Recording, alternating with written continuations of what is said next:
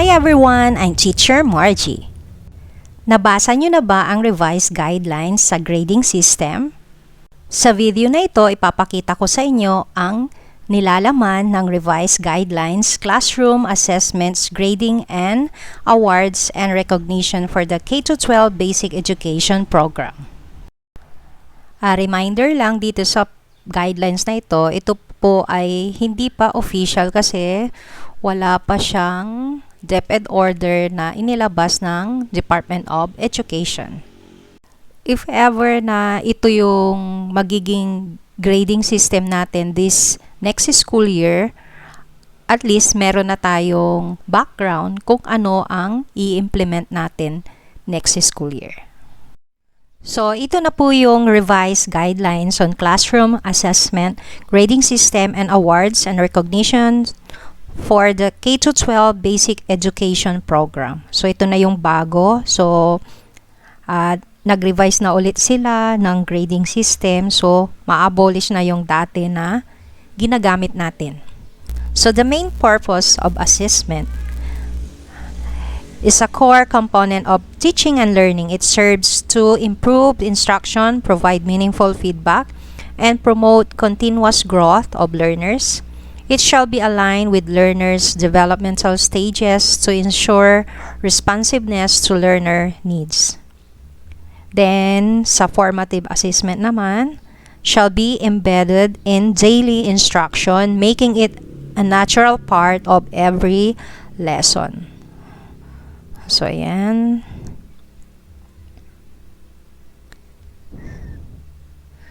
So, tignan natin yung kung paano yung sa summative test na. So, summative test na, hindi na yung dati na quarterly assessment ang tinatawag dati sa grading system natin. Pero ngayon, summative assessment na ang tawag. So, parehas pa rin na meron siyang written, then performance task, and the summative test and term examination. So, yan yung bagong term natin. So, parehas pa rin na tatlo ang pinagkukuhanan ng grades. Ang kaibahan lang, binago lang yung term. Ayan. So, sa written or oral works, ano yung mga nandoon? Composed of prompts through spoken responses such as essays, journals, written reports, structured presentations, and more. A minimum of 3 and maximum of 5 shall be administered per term. O, ayan. So, tatlo ang minimum, then maximum is 5 na ginagawa ng written per term. So, sa ngayon, ang next school year natin sa 2026-2027 is 3 term na siya. So, kada term daw, meron tayong written na minimum of 3, then maximum of 5. Then sa performance task naman, ayan, so yan yung sa projects, portfolio, investigations, and more. Then dito naman, ang minimum is 2, ang maximum naman is 3. So yan yung pagbabasihan natin sa performance task na grades or points. Then the last one na pinagkukuhanan ng grade is summative test and term examination. Ayan.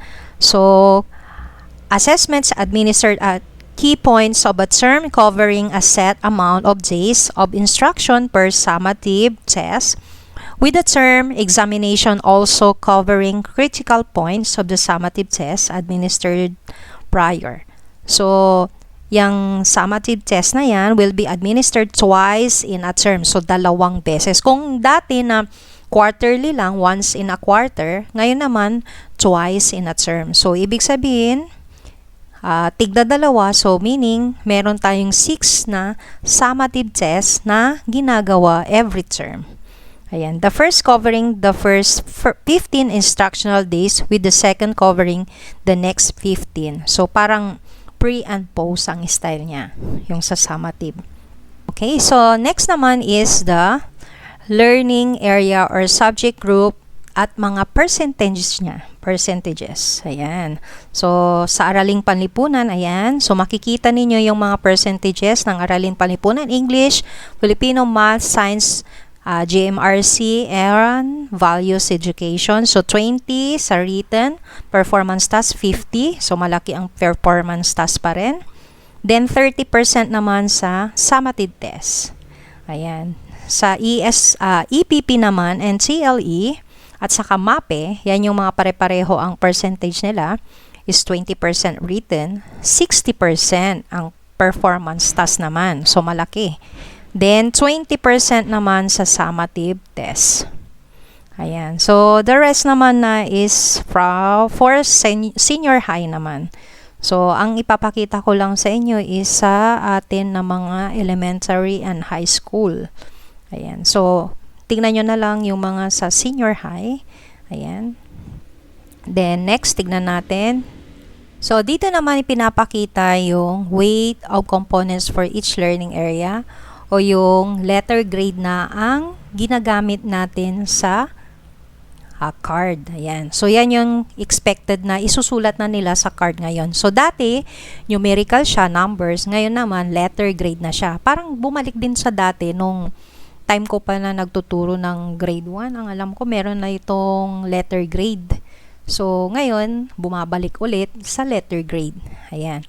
Okay. So, itong first na table natin is for kindergarten. Ayan. So, ang mga letters na inilalagay lang dyan, mababago na lahat yung inilalagay nila doon sa card dati. So, ito na yung bago.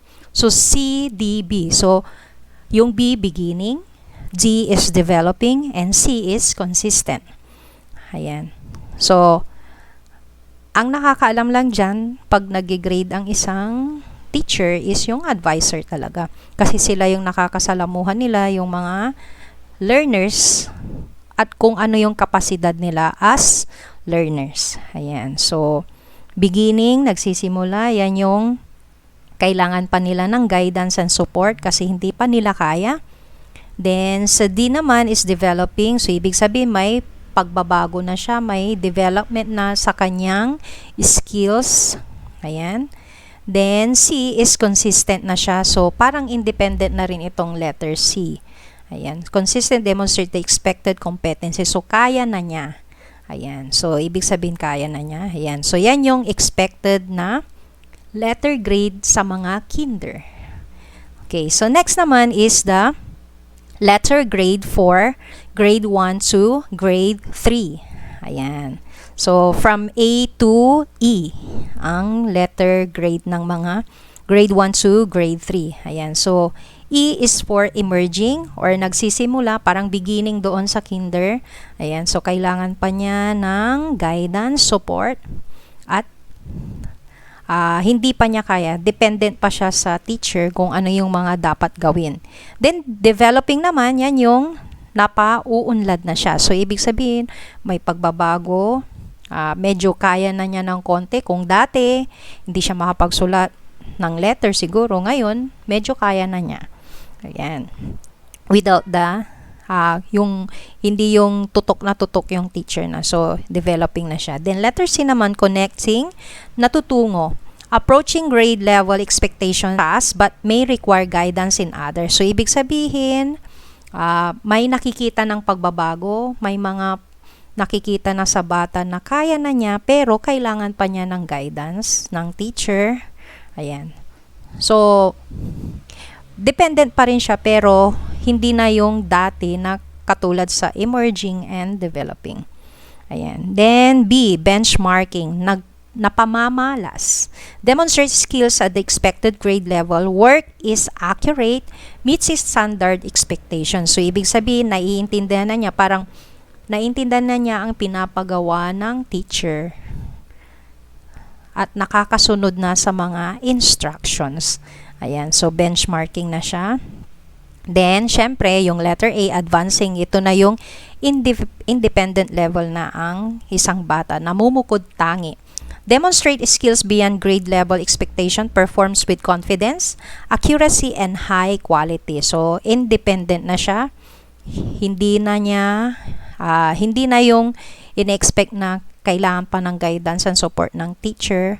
So, independent na siya. So, ready na ang isang batang advancing na ang letter grade na yan. So, yan yung mga expected letter grades ng mga grade 1 to grade 3. Ayan. Okay, next naman is the key S2 or yung mga grade 4, 5, 6 sa elementary. Ayan. So, kung sa kinder to grade 3 is letter grade, sa grade 4, 5, 6 is numerical naman siya. Ayan. So, walang pagbabago doon sa dati.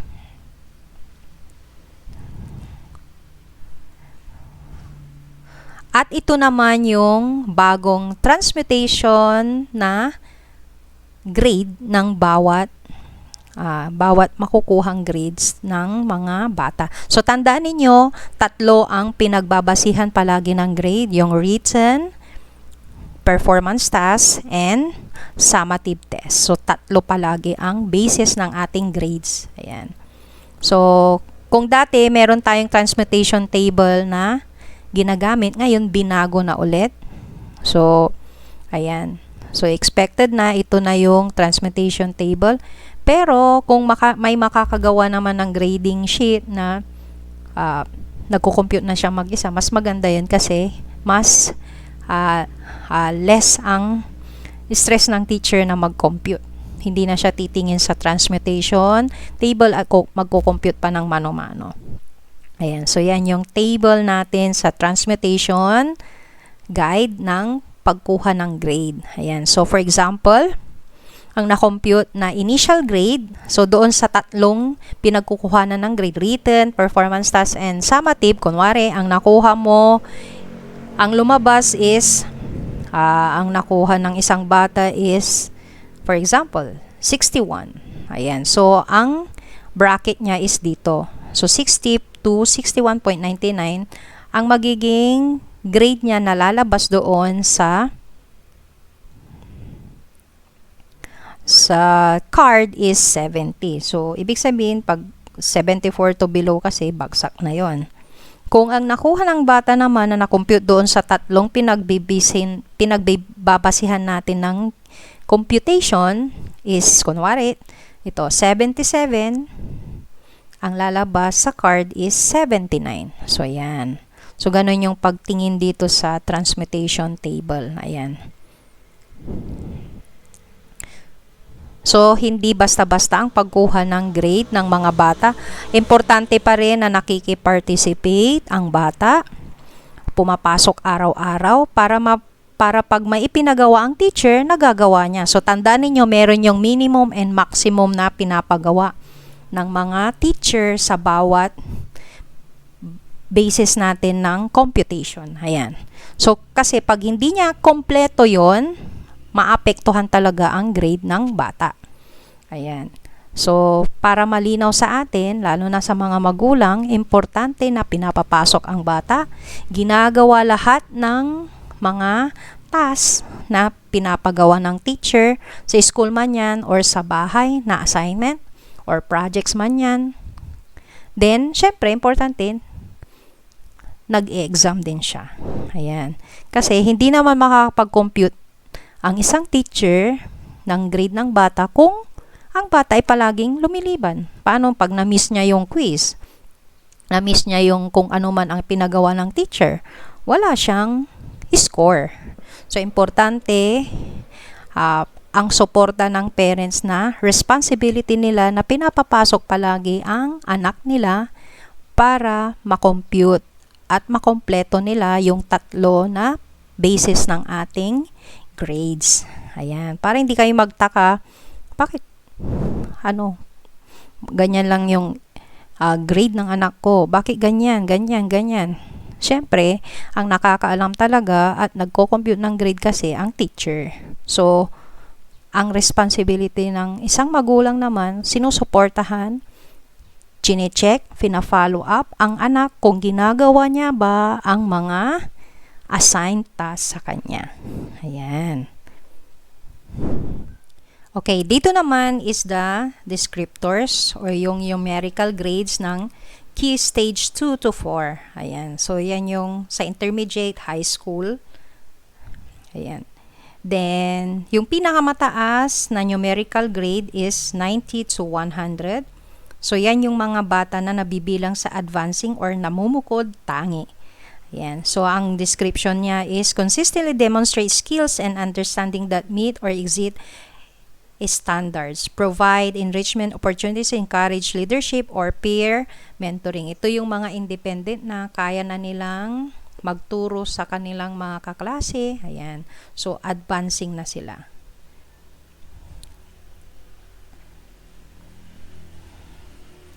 Then, 80 to 89 naman, benchmarking. Ayan. So, demonstrate expected grade level skills, understanding completely and independently. Then, ayan, 75 to 79, connecting. 65 to 74, developing. 0 to 64 is emerging. Ayan. So, pag emerging, ibig sabihin, hindi pa siya ready. Kailangan pa niya ng intensive support and guidance ng teacher. At hindi lang teacher. Siyempre, ang ka-tie-up palagi ng teacher is parents. Ayan. So, hindi kaya rin na mag-isa ng teacher na tulungan ang isang bata kung walang suporta rin ng magulang. Ayan. So, kailangan din ng follow-up sa bahay. Bakit kaya emerging ang bata pa lang? Developing pa lang siya? Bakit ganon? So, kailangan natin ng tandem, parents and teachers. Ayan. So, sa schools, teachers. Then, sa bahay, parents. Then, lahat naman ng ginagawa sa school is ipinapakita yan at inilalagay yan sa mga group chat. Kasi yun yung parang way of communication na natin as a teacher and parents. So, gumagawa tayo ng group chat. Ipinopost natin doon ano yung mga activities na gagawin, mga updates, ano yung performance ng bata, then kada grading pagkuha ng card, na kinakausap din ang mga magulang bakit ganon ang mga grades ng bata. Ayan. So through communication palagi yan. Kaya importante rin na sa group chat, hindi na pag-iiwanan ang magulang din. So, dapat active din sila. Hindi yung sin lang sa group chat, dapat binabasa rin kung ano yung mga announcement ng teacher. Ayan. Then, sa mga concern ng advisor, kung ano man yan, kung kunwari sa absenteeism, ayan, sa character ng bata, ayan. So, importante yan na active din ang mga parents para involved sila at alam nila kung ano yung nangyayari sa kanilang anak sa school. Ayan. Then, kapag ni-require naman ng teacher na pumunta ang parent, syempre i-inform yan kung may mga concern ang advisor sa parent, sana ang mga parent din is pupunta sila at makipag-usap, makipag-dialogue sa teacher, bakit ganun. Ayan, so importante yon, communication. Ayan. Then, promotion and intervention. Learners are to receive timely intervention and remediation and not wait for the end of the school year for remediation to happen. Remedial classes will still be done if a learner fails to pass in at most 2 learning areas. Learners should garner a grade of 75 in the remedial class to be promoted. Ayan, so pag nakikita ninyo at in-inform kayo ng advisor, lalo na sa mga parents, in-inform ang parent na ang kanilang anak ay magre-remedial, ibig sabihin kung minsan iiwanan sa takdang oras na ganito, dapat suportado ang parent. Ayan, dapat maintindihan nila na kailangan yun para magkaroon ng progress ang bata, lalo na pag siya ay emerging pa lang siya. Ibig sabihin, kailangan niya talaga ng intensive intervention and remediation. Ayan, sana naintindihan nyo ng parents. Ayan. So, grade validation. Grades will be submitted through official DepEd channels such as forms and the digital systems in place. Records of this will also be kept in case a need of validation review and auditing arises. School heads are expected to conduct regular validation of grades to ensure consistency, accuracy, and integrity. Ayan. So, importante yan. So, validation. So, every grading quarter, katulad noon sa dati na four quarters pa, every quarter yan, may deliberation yan. So, tinitignan kung nag-uusap ang mga subject teachers kung bakit pumasa, hindi pumasa ang bata, bakit ganun, bumaba. Ayan, so may deliberation palagi yan sa grades. Ayan. Then, hindi ito basta-basta na nilalagay lang sa card, ganun. So, ang validation ng grade is nag-uusap ang advisor, subject teachers.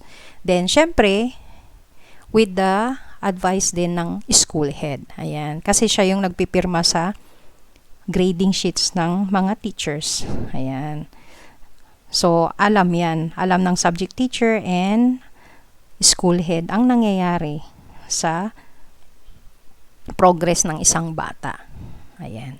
So, dito naman sa part na I or yung sa artificial intelligence. Ayan. So, yung AI is accepted na sa ating system. Meron pa nga pinublish ang DepEd na pwede nang gamitin ito kasi nakakatulong talaga ito. It is a tool. Ayan. Kung tamang paggamit mo, magandang tool ito para sa pagtuturo. Lalo na rin sa pag-aaral ng mga bata. Ayan. So, malaking tulong na yan. So, ang dami-daming klase ng AI ngayon na pwedeng gamitin at makatulong. Pero, wag namang abusuhin. Yan lang yung disadvantage pag AI. Kasi pag inaabuso mo na, nakadepende ka na lahat sa AI, mali naman yon. So, ito na yung last part sa letter J, awards and recognition. So, awards and recognition is recalibrated with key stage 1. So, ibig sabihin, from kindergarten to grade 3, wala na pong academic rewards conferred to learners in line with the new grading system. Kasi letter grade na sila, hindi na sila numerical. Ayan. So, wala nang ine-expect na awards. Hindi katulad noon na merong academic excellence awards. Ayan. This allows key stage 1 learners to avoid early competition and labeling. So, yan yung purpose ng walang awards na sa key stage 1. Para maiwasan yung competition. Ayan. Pero sa key stage 2 to 4, meron pang awards depending on their general average, but awardees will be listed alphabetically to promote fairness and minimize competition. So, alphabetical pa rin ang paglalagay ng names, awards. So, katulad pa rin ng dati, alphabetically arranged ang awards. Hindi yung kung sino yung pinakamataas na average, siya yung nasa taas, hindi. So, dati pa naman noon na nilabas ng DepEd yan, na alphabetically arranged ang pagbabasa at pagsusulat ng mga awards. Ayan. Sana nakatulong itong video na ito para mas maliwanagan tayo sa bagong grading system ng ating curriculum. Maraming salamat!